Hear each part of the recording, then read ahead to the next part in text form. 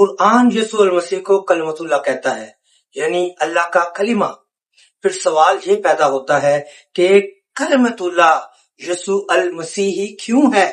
کیونکہ بہت سارے نبی آئے، بہت سارے انبیاء، نذیر، اللہ کے ولی، بہت نیک لوگ، بڑے بڑے بادشاہ، لیکن کسی کو بھی یہ لقب، یہ درجہ نہیں دیا گیا۔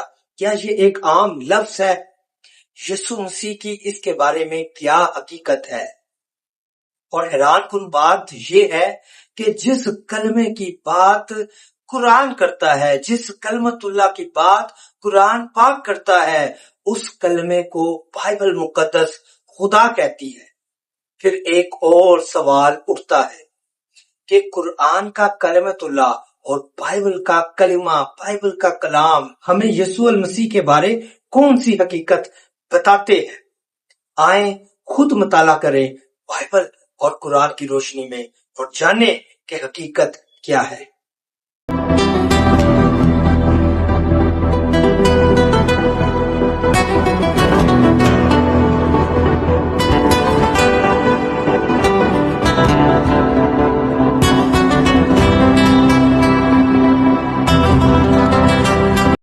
مسیح کے بابرکت اور جائے نام میں آپ سب کی سلامتی ہو۔ میں پادری ازور مسیح۔ آج ہم ایک نئی سیریز کا آغاز کرنے کو ہے اور اس سیریز کا نام ہے قرآن اور بائبل، ایک سوال دو کتابیں۔ اور آج اس سیریز کا پہلا عنوان ہے اور یہ عنوان ہے یسوع المسیح کو کلمت اللہ کیوں کہا گیا ہے؟ کیونکہ بہت سارے نبی آئے، بہت سارے وزیر ہیں، بہت سارے نذیر اور ولی، لیکن کلمت اللہ صرف اور صرف یسوع المسیح۔ سب سے پہلے ہمیں کلمہ کو سمجھنا ہے کہ کلمہ کا مطلب کیا ہے، اس کا مفہوم کیا ہے۔ اور ڈکشنری میں جو اس کا مفہوم اور مطلب ہے، اور اس سے مراد یہ ہے کہ لفظ، بات چیت، گفتگو اور کوئی قول، کوئی بیان، ان کو کلمہ کہا جا سکتا ہے۔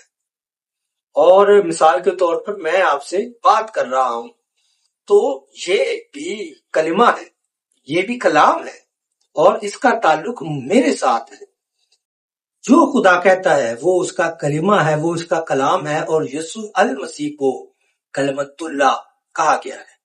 سب سے پہلے قرآن مجید میں سے دیکھتے ہیں سورۃ العمران، یہ تیسری سورہ ہے اور اس کی 45ویں آیت۔ یہاں پر بی بی بطولہ مریم کو بشارت دی جا رہی ہے۔ یہاں پر کچھ مرقوم ہے، اللہ تجھے اپنے کلمے کی بشارت دیتا ہے جس کا نام عیسیٰ مسیح ابن مریم ہے۔ اب غور کریں، یہاں پر یسوع المسیح کو جو ہے کسی عام انسان کی طرح قرآن مجید پیش نہیں کر رہا، بلکہ اسے خدا کے کلمے کے طور پر، اللہ سبحانہ و تعالیٰ کے کلمے کے طور پر پیش کیا جا رہا ہے۔ پھر سورۃ النساء کی بات کرتے ہیں، یہ چوتھی سورہ ہے اور 171ویں آیت ہے۔ ایک بار پھر قرآن مجید بیان کرتا ہے، المسیح عیسیٰ ابن مریم رسول اللہ اور کلمت اللہ، یعنی یسوع المسیح کے بارے میں قرآن مجید جو ہے وہ بیان دے رہا ہے کہ وہ کلمت اللہ ہے، اللہ کا کلام ہے۔ اور قرآن میں کسی انسان کے لیے، کسی نبی کے لیے، کسی ولی کے لیے، کسی نذیر کے لیے، کسی بادشاہ کے لیے، کسی کے لیے بھی، چاہے وہ کتنا ہی نیک نام انسان ہو، کسی کے لیے بھی یہ لقب، یہ درجہ استعمال نہیں ماں سوائے یسوع المسیح کا۔ صرف یسوع المسیح کو کلمت اللہ کہا گیا ہے۔ کلمے کی اہمیت کیا ہے؟ ہمیں اس اہمیت کو سمجھنے کی ضرورت ہے۔ اور آئیں دیکھیں ذرا کہ بائبل مقدس اس کلمے کی حقیقت کیا بیان کرتی ہے۔ یوحنا رسول کی معرفت لکھا گیا انجیلی بیان، اس کا پہلا باب اور اس کی پہلی آیت کہ ابتدا میں کلام تھا، کلام خدا کے ساتھ تھا اور کلام خدا تھا۔ یہاں پر تین چیزیں، تین خاص باتیں بیان کی گئی ہیں کہ ابتدا میں کلام تھا، کلام خدا کے ساتھ تھا اور کلام خدا تھا۔ بائبل کلمے کو کسی خاص یا عام الفاظ کے طور پر پیش نہیں کرتی یا انسانی الفاظ کے طور پر پیش نہیں کرتی، بلکہ بائبل کلمے کی حقیقت بیان کر رہی ہے جو واقعی سچ مچ ایک حقیقت ہے۔ اگر ہم اس کی مزید آیات کا مطالعہ کریں تو یہاں پر یوحنا پہلا باب اور اس کی دوسری آیت سے جب ہم پڑھتے ہیں تو یہاں پر کچھ اور حقائق سامنے آتے ہیں کہ کیوں بائبل کلمے کو خدا بیان کرتی ہے۔ یہی ابتدا میں خدا کے ساتھ تھا۔ اگر پہلی آیت سے پڑھیں، ابتدا میں کلام تھا، کلام خدا کے ساتھ تھا اور کلام خدا تھا۔ پھر دوسری آیت، یہی ابتدا میں خدا کے ساتھ تھا، اور پھر تیسری آیت، سب چیزیں اس کے وسیلے سے پیدا ہوئی، اور جو کچھ پیدا ہوا ہے اس میں سے کوئی چیز بھی اس کے بغیر پیدا نہیں ہوئی۔ اس میں زندگی تھی اور وہ زندگی آدمیوں کا نور تھی، اور نور تاریکی میں چمکتا ہے اور تاریکی نے اسے قبول نہیں کیا۔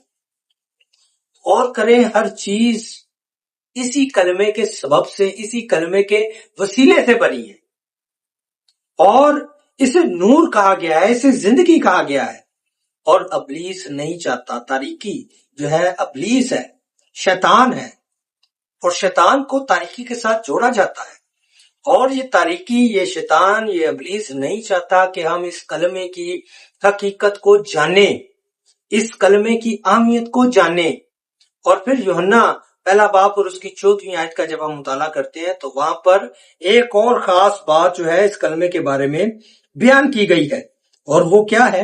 اور کلام مجسم ہوا اور فضل اور سچائی سے معمور ہو کر ہمارے درمیان رہا، اور ہم نے اس کا ایسا جلال دیکھا جیسا باپ کے اکلوتے کا جلال۔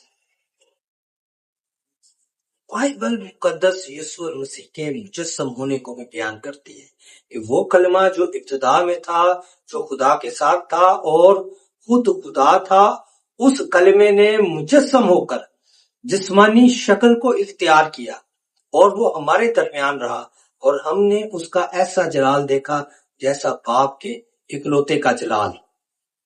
قرآن جس مسیح کو کلمت اللہ کہتا ہے، اللہ کا کلام کہتا ہے، اللہ کا کلمہ کہتا ہے، بائبل اسی کلمے کو خدا پیش کرتی ہے۔ مسیحی یسوع المسیح کو خدا نہیں کہتے، ہم نہیں کہتے کہ وہ خدا ہے، یہ بائبل کہتی ہے کہ وہ خدا ہے، کہ جس کلمے کو قرآن مجید کلمت اللہ کے طور پر پیش کرتا ہے، بائبل اس کلمے کو، اس کلمت اللہ کو خدا کے طور پر پیش کرتی ہے۔ ہم یسوع المسیح کو خدا نہیں کہتے، بائبل مقدس کہتی ہے۔ اب فیصلہ آپ کریں، میرے کہنے سے نہ مانیں کہ یسوع المسیح خدا ہے، خود دونوں کتب کا مطالعہ کریں، بائبل اور قرآن کو سامنے رکھیں اور دیکھیں کہ یہ کون سی حقیقت بیان کر رہے ہیں۔ بائبل اور قرآن کا مطالعہ کریں اور اپنی رائے سے ہمیں ضرور آگاہ کریں کہ آپ کیا سمجھتے ہیں اس بارے میں۔ اور جیسا میں نے کہا کہ یہ ایک نئی سیریز ہے، آج اس کا پہلا ٹاپک تھا، اگلا ٹاپک ہوگا بائبل اور قرآن یسوع کو مسیح کیوں کہتے ہیں۔ ویڈیو مفید لگی ہو تو اس کو لائک کر دیں اور بہت سارے دوستوں کے ساتھ اس ویڈیو کا لنک شیئر کریں تاکہ بہت سارے لوگ اس ویڈیو سے مستفید ہو سکیں، اور چینل کو سبسکرائب کریں اور بیل آئیکن کو پریس کرنا نہ بھولیں تاکہ ہر ایک ویڈیو آپ تک پہنچ سکے، آپ تک اس ویڈیو کی رسائی ہو سکے۔ اور شکریہ، خداوند آپ سب کو بہت زیادہ برکت دے، آمین۔